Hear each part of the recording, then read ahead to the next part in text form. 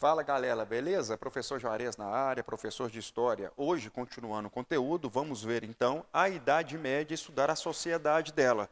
Só que hoje nós vamos usar uma habilidade importante do Enem, que é a teoria das representações sociais. O que faz as pessoas pertencerem ou sentirem pertencentes a um grupo social específico. E isso também consegue desvendar as características de um período da sociedade da Idade Média, que é uma habilidade muito importante do Enem. E aqui na sociedade, você tem uma influência muito grande e constante da religião. A religião produz também características de representação social, que é a relação dos indivíduos em sociedade, produzindo imagens e ideias em que esses indivíduos passam a acreditar. A religião, então, ela ditava as regras da sociedade e controlava não só a cultura, mas também o ensino e todas as manifestações que tinham. Então, o homem da Idade Média é um homem imbuído de características teocêntricas, onde tudo era explicada e controlada por Deus. E por isso, então, diante dessa característica dessa igreja medieval, que na época era católica, ou seja, universal, trazia um sentimento de universalismo. E o ambiente medieval era um ambiente constante de medo e insegurança. Então, a representação que nós temos aqui, principalmente, medo e insegurança, e a criação de análises, então, de regiões e paisagens ligados à Idade Média, que eram paisagens perigosas. Por exemplo, a visão que as pessoas tinham da floresta.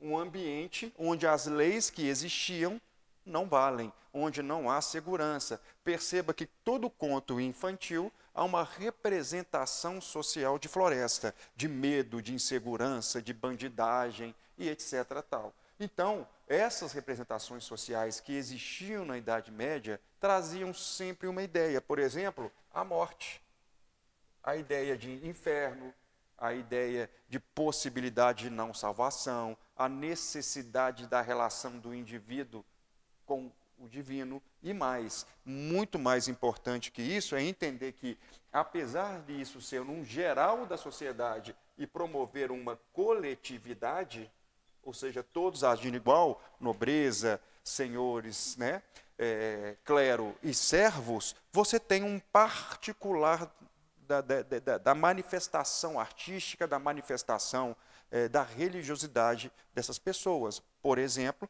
a questão dos servos e a cultura dele de culto era mais próximo ao paganismo do que propriamente dito à Igreja Católica. Por exemplo, então, por isso a Igreja usar muito imagens.